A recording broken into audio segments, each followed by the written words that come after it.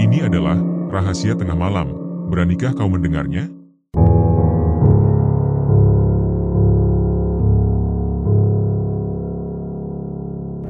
Jawa Tengah, 1983. Sejak usia muda, Wiryono telah menunjukkan ketertarikan yang mendalam terhadap dunia mistis.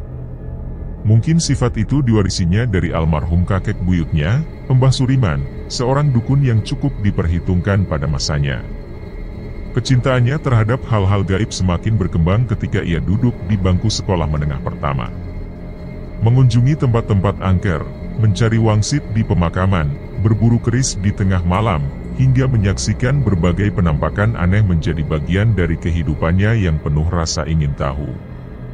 Takdir kemudian membawanya bertemu dengan Sulastri, seorang perempuan sederhana yang berasal dari keluarga dengan kondisi ekonomi yang tidak jauh berbeda dengannya. Setelah menjalin hubungan selama 3 bulan, mereka memutuskan untuk menikah. Saat itu, Wiryono berusia 26 tahun. Dari pernikahan mereka, lahir 2 orang anak laki-laki yang semakin melengkapi kebahagiaan rumah tangga mereka. Namun, kehidupan tidak selalu berjalan mulus. Tidak memiliki keahlian khusus membuat Wiryono harus bekerja serabutan di awal pernikahannya.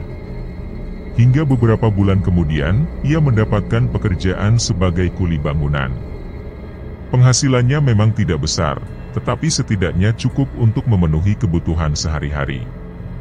Seiring berjalannya waktu, anak-anak mereka semakin besar, dan kebutuhan keluarga pun terus meningkat. Sayangnya, justru di saat itulah kebiasaan lama Wiryono kembali muncul. Sebagian dari penghasilan yang seharusnya digunakan untuk keluarganya malah dialokasikan untuk keperluan ritual mistis. Setelah beberapa tahun meninggalkan dunia gaib, hasratnya untuk kembali menyelami alam tak kasat mata pun bangkit kembali.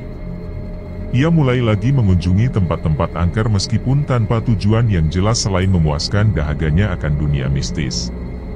Suatu hari, seorang kenalan memberikan informasi mengenai harta karun atau harta gaib yang diyakini tersimpan di sebuah lokasi tertentu. Mendengar hal itu, ketertarikan Wiryono semakin memuncak. Tanpa ragu, ia mendatangi seorang dukun sakti yang telah lama dikenalnya, Mbah Paijo, untuk meminta bimbingan mengenai cara menarik harta gaib tersebut. Lokasi yang dimaksud adalah sebuah gundukan tanah kecil yang terjepit di antara 2 pohon beringin besar, terletak di sudut belakang sebuah pemakaman di desa sebelah.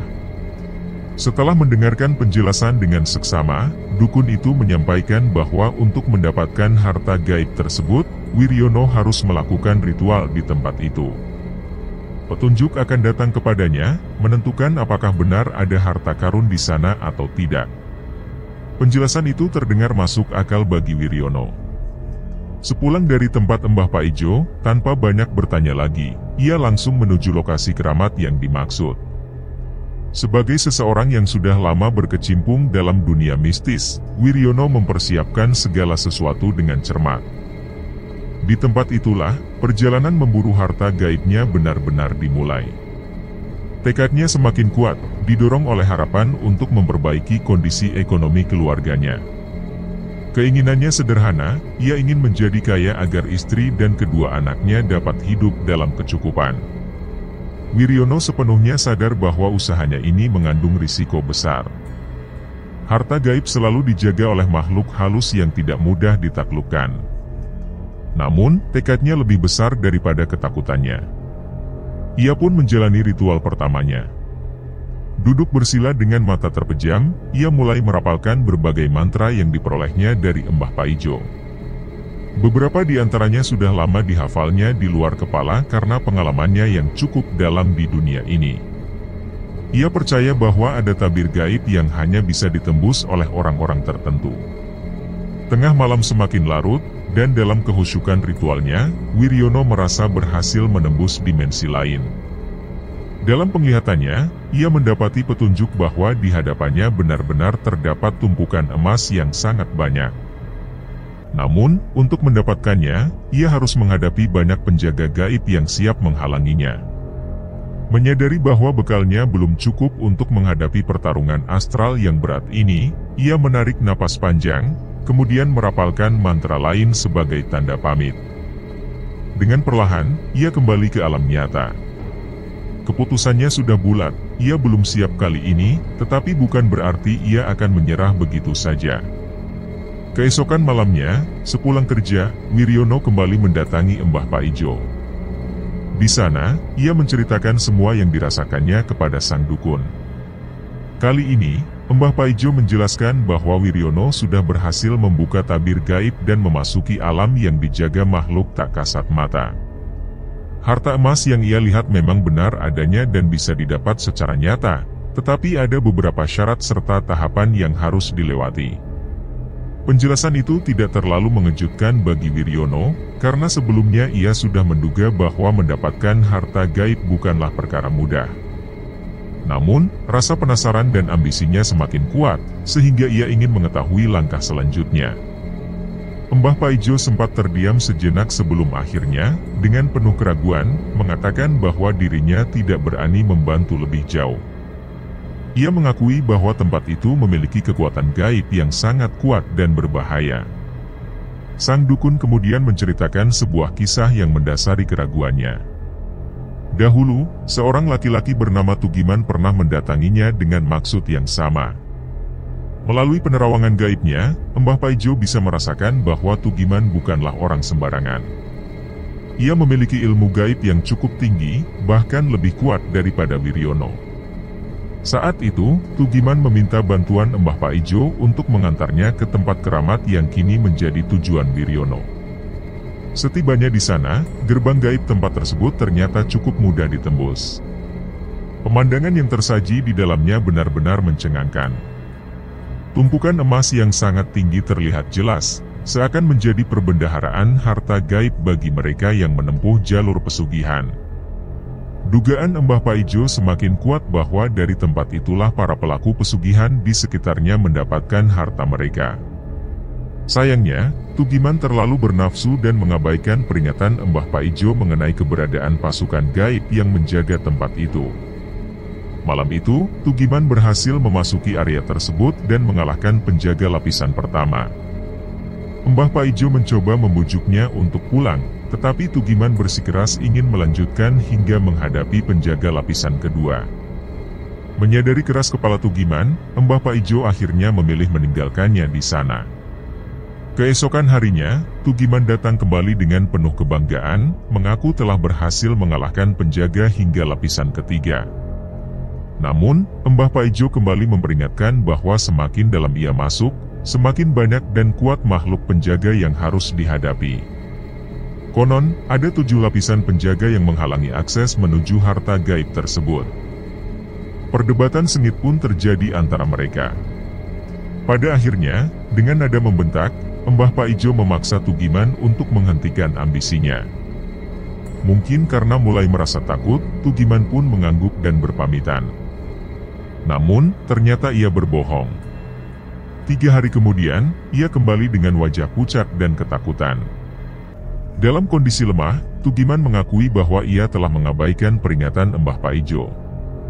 Ia kembali melakukan ritual puasa dan semedi dengan keyakinan bahwa kemampuannya cukup untuk menaklukkan para penjaga gaib. Setelah berhasil menembus gerbang, ia menghadapi para penjaga secara bertahap. Satu persatu berhasil ia lumpuhkan, hingga akhirnya ia sampai pada lapisan terakhir.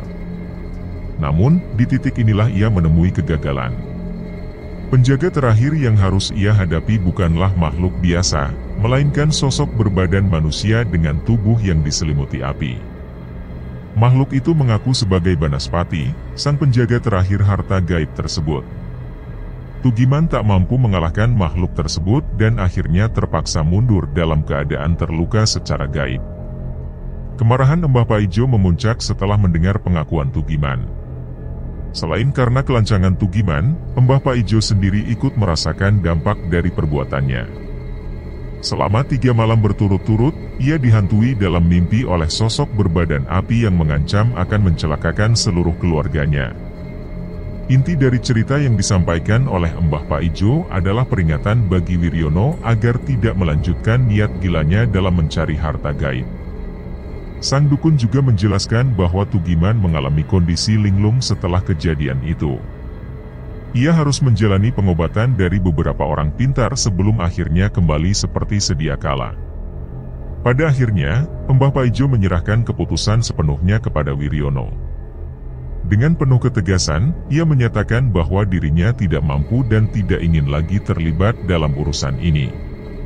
Mendengar semua itu, Wiryono meninggalkan rumah Mbah Paijo dengan perasaan yang bercampur aduk.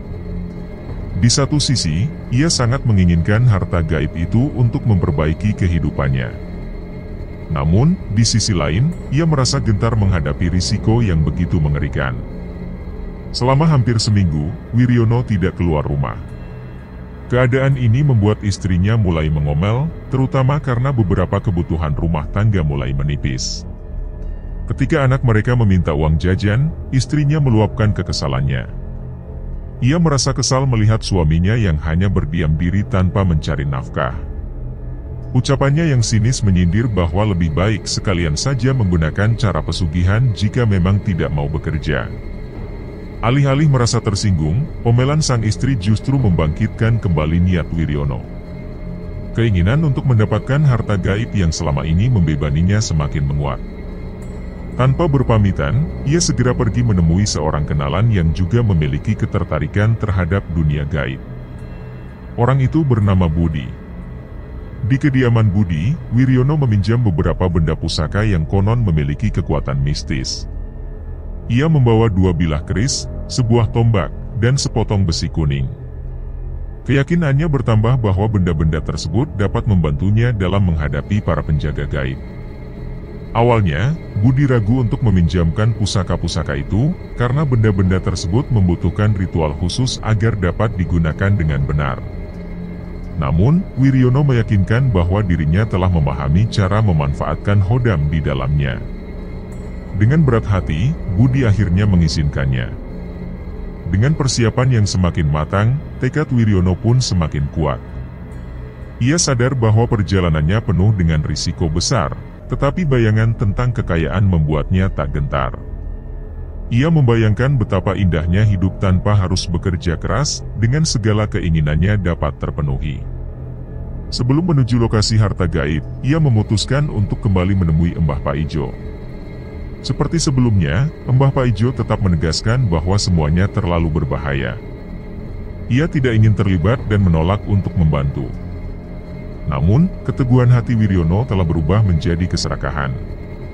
Ia bahkan berpikir bahwa menyingkirkan keterlibatan Mbah Paijo justru menguntungkan, karena berarti ia tidak perlu berbagi hasil dari harta yang akan diperolehnya. Malam Kamis Pahing, Wiryono akhirnya tiba di lokasi yang dimaksud. Di tempat itu, terdapat sebuah gundukan tanah dengan sebuah lubang kecil menyerupai goa yang tampak menyeramkan. Ia duduk bersila di dekat pintu masuk, membakar 3 batang dupa, dan mulai merapalkan mantra. Seiring dengan doa-doa yang ia ucapkan, ia merasakan perubahan di sekelilingnya. Tidak lama setelah ritual dimulai, ia merasakan datangnya air bah yang begitu dahsyat, menerjang tubuhnya. Namun, Wiryono tidak panik. Ia menyadari bahwa ini hanyalah ilusi, ujian pertama yang harus dilaluinya. Jika ia sampai bergerak dari posisi semedinya, maka ritual akan gagal dan tidak akan mendapatkan apapun. Ia tetap bertahan di tempatnya, dan benar saja, air bah itu berlalu tanpa meninggalkan jejak apapun. Keyakinannya semakin kuat bahwa semua gangguan ini hanyalah cara makhluk gaib untuk mengusik dan menggagalkan usahanya. Setelah itu, godaan berikutnya datang. 3 wanita cantik muncul entah dari mana dan mendekatinya dengan gerakan menggoda. Wiryono merasa bahwa ia belum pernah melihat kecantikan seperti ini di dunia nyata. Para wanita itu mulai membelai tubuhnya dengan lembut, diiringi dengan tarian yang menggoda. Sesaat, nafsunya hampir tergoda, tetapi ia segera menyadari bahwa semua ini hanyalah ilusi untuk menguji ketabahannya. Dengan cepat, ia meraih salah satu keris yang dibawanya dan mengayunkannya ke udara.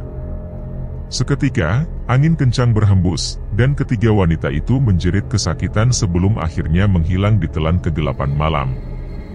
Ujian ini berhasil ia lalui, tetapi ia tahu masih ada rintangan lain yang lebih berat menanti. Benar saja, tidak lama kemudian, suasana berubah semakin mencekam. Dari berbagai arah, sosok-sosok menyeramkan mulai bermunculan. Pocong, kuntilanak, genderuwo, dan tuyul datang menghampiri dengan tatapan penuh kebencian. Meskipun sebelumnya ia sudah sering melihat makhluk-makhluk semacam itu, kali ini perasaan takut begitu kuat menyelimuti dirinya. Penampakan mereka terasa jauh lebih nyata dan mengerikan. Wiryono mencoba mengusir mereka dengan mantra-mantra yang dihafalnya. Ia juga mengayunkan keris berkali-kali ke udara, berharap para makhluk itu pergi. Namun, kali ini, serangannya sama sekali tidak berdampak. Pocong dengan wajah mengerikan semakin mendekat, kuntilanak tertawa terbahak-bahak dengan suara yang menggema, sementara tuyul dan genderuwo berusaha meraih tubuhnya dengan suara erangan yang membuat bulu kuduknya meremang. Di tengah kepanikan, Wiryono tiba-tiba teringat sebuah mantra yang pernah diajarkan oleh Mbah Paijo. Dengan cepat, ia merapalkannya dengan penuh keyakinan. Keajaiban terjadi.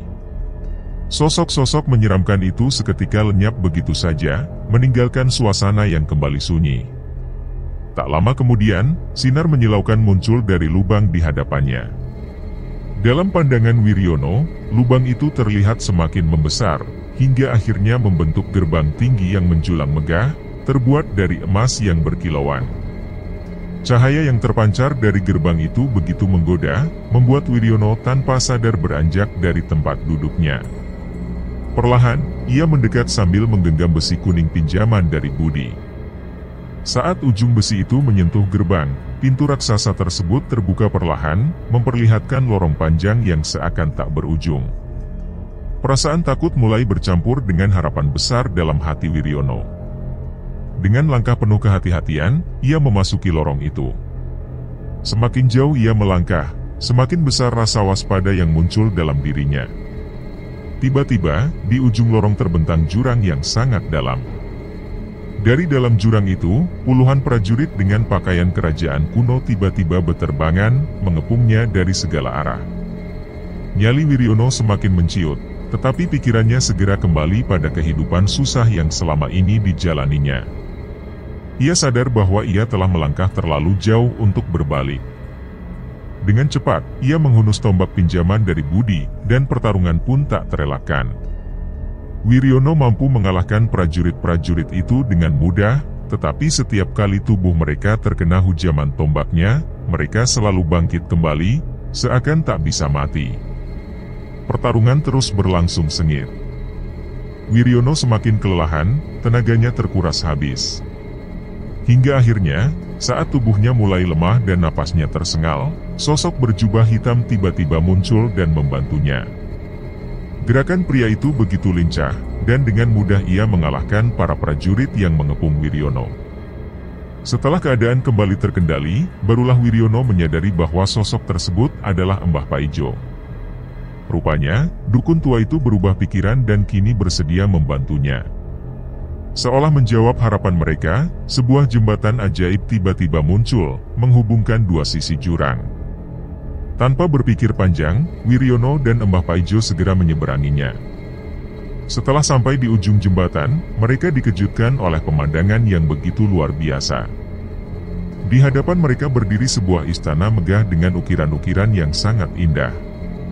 Namun, yang membuat Wiryono semakin terkejut adalah sosok istri dan kedua anaknya yang berdiri di balik gerbang istana, melambaikan tangan ke arahnya. Seketika, perasaan haru dan bahagia membuncah dalam dirinya. Tanpa menghiraukan Mbah Paijo, ia segera berlari menghampiri keluarganya. Di dalam istana, berbagai hidangan mewah tersaji di hadapannya. Tanpa sedikit pun rasa curiga, Wiryono melahap makanan itu dengan lahap. Setelah kenyang, ia diajak ke taman belakang istana, tempat di mana ia bisa bermain bersama keluarganya. Kebahagiaan yang ia rasakan saat itu begitu nyata. Wiryono tidak lagi memikirkan harta gaib yang semula menjadi tujuannya. Ternyata, yang ia dambakan selama ini bukanlah kekayaan, melainkan kebersamaan dan ketenangan bersama keluarga tercinta. Namun, kebahagiaan itu tak berlangsung lama. Saat berlarian bersama anak-anaknya, tanpa sengaja kakinya menginjak lubang kecil di tanah. Tubuhnya seketika terperosok ke dalam lubang, jatuh semakin dalam, hingga akhirnya ia kehilangan kesadaran. Ketika tersadar, rasa sakit menjalar ke seluruh tubuhnya. Dengan susah payah, ia membuka mata dan mendapati dirinya berada di sebuah ruangan gelap, lembab, dan berbau busuk. Dari kejauhan, ia melihat sekelompok prajurit yang mengenakan pakaian sama seperti prajurit yang ia hadapi sebelumnya. Di tengah mereka, seorang wanita cantik muncul dengan mahkota di kepalanya, menatapnya dengan penuh wibawa. Dengan suara lembut, wanita itu mengajukan pertanyaan kepadanya. Apakah ia benar-benar menginginkan harta yang ada di tempat ini? Wiryono, yang masih merasa lemas, hanya mampu mengangguk pelan. Sang wanita kemudian melanjutkan pertanyaannya, ingin tahu apa yang akan ia berikan sebagai pengganti harta tersebut. Kebingungan melanda Wiryono. Pikirannya tak lagi jernih, sementara tubuhnya semakin lemah. Nafasnya terasa sesak. Namun, tanpa diduga, wanita itu mendekatinya dan menyentuh ubun-ubunnya. Dalam sekejap, rasa sakit yang dirasakannya menghilang, tubuhnya kembali pulih. Di hadapannya, kini berdiri sebuah peti berukir indah. Tak ada lagi sosok wanita atau para prajurit di sekelilingnya, hanya suara menggelegar yang bergema di ruangan itu. Suara itu mengatakan bahwa peti tersebut berisi harta yang tak akan pernah habis sepanjang hidupnya, tetapi sebagai gantinya, ia harus menyerahkan sesuatu yang paling berharga baginya. Setelah itu, suara tersebut menghilang begitu saja. Wiryono tiba-tiba tersadar. Betapa terkejutnya ia saat mendapati dirinya masih duduk bersila di depan lubang. Anehnya, dupa yang berada di hadapannya baru terbakar beberapa senti, seakan semua kejadian yang ia alami tadi hanya berlangsung dalam hitungan detik. Namun, yang paling mencengangkan adalah keberadaan peti harta yang sama persis seperti yang ia lihat sebelumnya. Tanpa berpikir panjang, Wiryono segera membawa peti itu pergi. Tujuan awal Wiryono adalah mengunjungi Mbah Paijo. Ia berniat memberikan sebagian harta kepada Mbah Paijo, sebagai tanda terima kasih karena telah membantunya melawan beberapa prajurit. Namun, begitu sampai di depan rumahnya, Wiryono benar-benar terkejut. Di sana, telah banyak orang berkerumun, menyaksikan pemandangan tragis. Rumah Mbah Paijo tertimbun longsor, dan Mbah Paijo beserta keluarganya terjebak di dalamnya. Menurut kabar yang beredar, mereka semua dipastikan sudah meninggal. Perasaan sedih mulai merasuki hati Wiryono. Dia tidak menyangka, seseorang yang telah menolongnya kini pergi untuk selamanya. Dengan hati yang semakin berat, Wiryono melanjutkan langkahnya menuju rumah Budi. Kali ini, ia ingin mengembalikan pusaka yang pernah dipinjamnya dan juga bermaksud memberi sebagian harta sebagai tanda terima kasih. Namun sesampainya di sana, kembali Wiryono dikejutkan oleh kabar duka. Budi baru saja meninggal, disambar petir saat sedang mengairi sawahnya. Pikirannya semakin dipenuhi rasa tidak enak, dan ia mempercepat langkah pulangnya. Begitu tiba di rumah, hatinya seakan remuk. Rumah yang selama ini menjadi tempat perlindungannya kini tinggal puing-puing bekas kebakaran.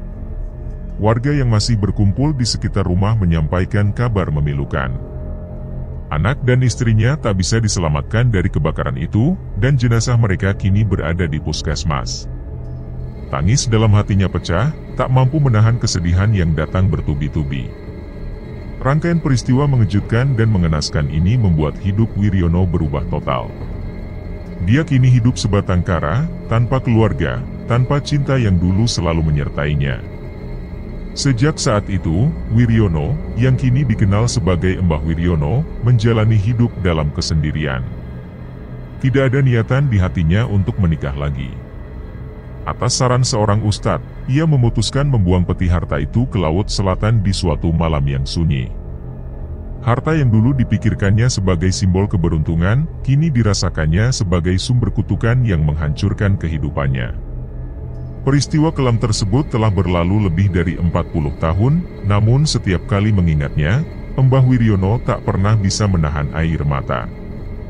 Saat ini, keseharian Mbah Wiryono hanya diisi dengan berjualan bensin di depan rumah kecilnya. Selain itu, ia rajin pergi ke masjid, mencoba mendekatkan diri kepada Yang Maha Kuasa.